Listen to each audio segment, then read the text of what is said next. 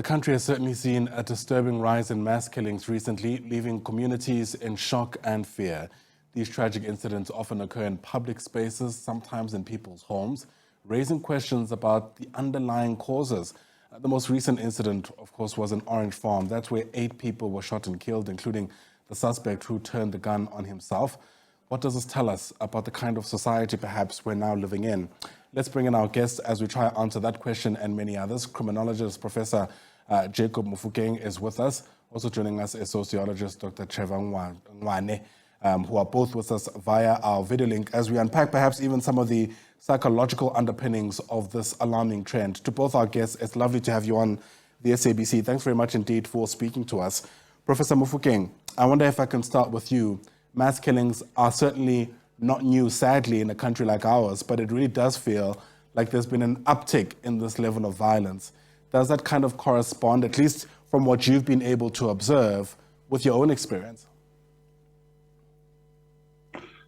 Good morning, Ayanda.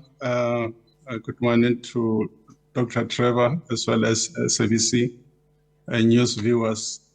It has been a very disturbing phenomenon in South Africa to be able to observe that even though after democratic dispensation that we promote a culture of human rights, the right to life, but we have been grappled with this reality that, we have adopted the so-called instinct, killing instinct, whereby how we resolve our issues, it is through the taking of lives. We have observed, the compoundment of anger, of aggression, across the country, and how, taking a life of another human being is just easy. So the cases of Lusitsiki and, Gauteng, Orange Farm, as well as, KwaZulu-Natal, as well as other provinces, it's just an indicative of a very violent society, individuals that are very angry, and how, it's so easy, to kill another human being. Then that's why then there has been a call for whether do we need a specialized unit in South Africa to be able to look at, circulation of illegal firearms, extortion, as well as, murdering of, innocent people, so that we can be able to minimize the issue of mass killing. So it is, what we observe as, how the new South African has adopted this culture of violence from, previous regime, whereby, people were oppressed and, how they were killed. But in that part, it was easy by that time to be able to justify the killing of another, or how then we have to respond to the oppressive, regime. But unfortunately, the cases of hijacking where people will lose their lives, and people will lose their houses if they don't respond to the demands of extortion, where the family members will be killed. It's just indicative that indeed we are a very disorganized society. There is a lack of cohesion in South Africa, and it looks like, our political parties or leaders, they failed, and then hence then there's so much pressure on the South African Police Service to be able to bring this organization, into an acceptable level. And we'll speak about the work of the SAPS in just a moment, especially when it comes to things like intelligence. But Dr. Ngwane, let me bring you into the discussion as a start to get your opening remarks. I mean, the work of sociologists is to explain society as best as they can. What explanation can we give on the back of this kind of trend? Yeah, it is very sad, but I must start with a disclaimer. Yeah, because I speak as a sociologist, but as a community activist and activist scholar, I'm involved in my local CPF. I've got a position there. Also, I'm a patroller. So, I just want to make sure that the officials there don't feel, I was abusing my platform. Yeah, as a sociologist, to be honest, I agree with Dr. Mofokeng, especially about the causes of the underlying causes of crime, which are both social, economic, political and historical. But also we have to deal with the actual crime incidents. So there's usually a relationship between the incidents and the causes. For example, impunity comes in when someone kills someone or commits a crime and is not caught. So this means that criminals then feel that they can get away with it. So on the side of causes, we need crime prevention, making sure that it's not easy to commit a crime, discouraging the youth and other people from committing crime, and then on action, on incidents, effective response to crime incidents. The combination of the two makes the crisis which we are in now. Yeah, that's exactly what I was hoping to go to next, you know. In many instances, scholars will tell us that people are deterred from crime not by the severity of the punishment, but by the prospects of them being found. And Professor Mofokeng, incidentally, in the Lusikisiki case, we were told that the family that came under an attack had been mourning the deaths of 2 other people who were killed in a very similar fashion last year, and those killers are yet to be found. My question is around intelligence, really, whether or not in a country like ours, that's, you know, something that we can even rely on, given just how pervasive some of these crimes have been. Yes, you know, like Dr. Trevor, you know, indicated that whenever there is a crime and those that are observers, if they foresee that the perpetrators are not apprehended, and also not only being apprehended, but also if then that particular case will end up in positive conviction. We are talking about the quality of, you know, utilization of resources, you know, from station management, where those that are leading the resources are able to, you know, to be able to guide, investigate, you know, the leads, as well as analyze the intelligence that has been received.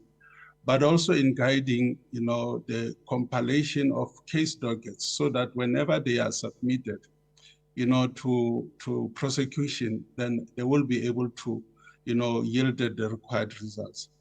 The issue of, you know, crime intelligence has been a very thorny issue because for many years we have seen, you know, the interference of politicians within the domain of crime intelligence, whereby, you know, people that are leading, you know, even those that led, you know, the organization, the police itself, you know, in the capacity of ministers, they will be able to deploy their relatives in that particular domain.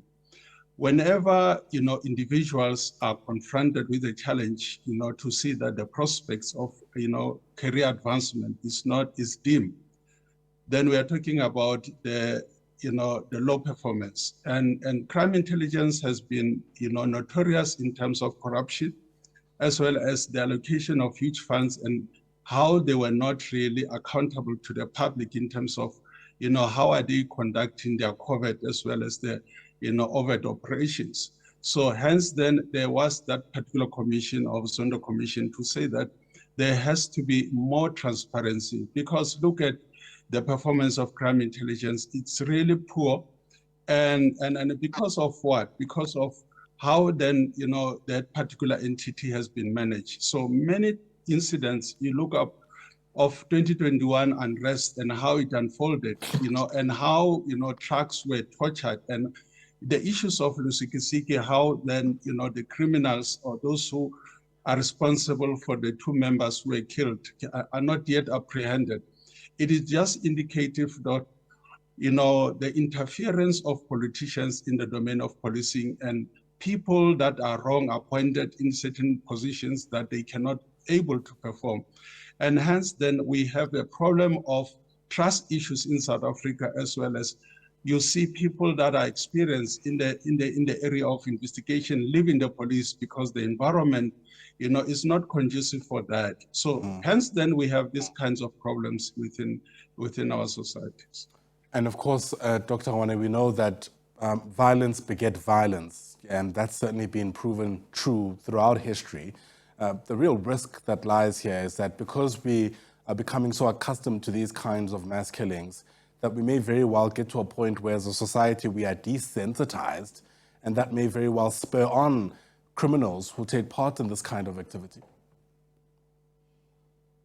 Exactly. So the keyword here I can use is normalization, which you call desensitization. So normalization comes about when not just crime is normalized, but certain social attributes underlying social structures, economic structures, poverty, unemployment, inequality. So the lives of millions of people living in shacks or millions of youth without really a prospect of improving their lives, it just becomes normal. And then what we are facing now is the consequences of creating such a society. So liberation, uhuru, when we got defeated apartheid in 1994, it was supposed to close the door to such a type of society. Instead, we're not able to do that. After 30 years of democracy, those social problems of inequality, poverty, unemployment, we are now living with the consequences. I can call that the political economy of crime. It is the type of society that we are living in. Actually, yesterday I laughed because I saw Vice President Mashatile saying in a press conference as his punchline, last point, everything is well in South Africa. I thought, well, very little is well. So I just think maybe the political leaders are not really connecting or sensitive about the breakdown of the social fabric taking place on the ground. Yeah, I happen to be watching as well, and I can attest to that. I think it raised a few eyebrows with other people too. But, Prof, there's a real risk of what's called analysis paralysis in a country like ours. We can spend a great deal of time making sense of what's wrong without really getting around to fixing it. Perhaps as a parting shot, you can let us in on what you reckon some of the solutions are. Well, you said it well. We have that problem. So as I did indicate, we need to be able to avoid the lip service. We have seen how politicians are gambling with the lives of people for the sake of public relations. We need to be able to appoint, within, the domain of the police, people that are competent. We have a problem in South Africa, in many institutions, whether it's a private or public institutions, where, people are appointed because of a blind loyalty to those that are in leadership. And eventually those that are competent, they have been put at the back. And that is really, the appointment of people, in many spheres of, whether of government, in organization, it has been about that particular issue. And whenever that we have independent thinkers in South Africa, those are silenced. So that is whenever appointments are made within South African Police Service, it is not about the interests of the organization. And this happens, as I did indicate, to many organizations. So we need to be able to appoint people based on their competencies, and we need to be able to put those that are in leadership in account, to be able to, to account to the resources. How are they utilizing their resources? And what criteria are they utilizing to be able to check that, in every operations, every task teams that are appointed, what is it that is measurable and what is required in terms of ensuring that the public are brought into confidence to say that this entity with the public money, they are doing what is required to be done. Absolutely. Hopefully we're able to get round to that rather sooner than later. But Professor Mofokeng, let me thank you for your time. Really do appreciate your insights, as well as Dr. Ngwane. Thanks very much for spending time with us as we make sense of this huge problem in our society. Professor Jacob Mofokeng, a criminologist, Dr. Trevor Ngwane, speaking to us in his capacity as a sociologist, both our guests. Thanks very much indeed.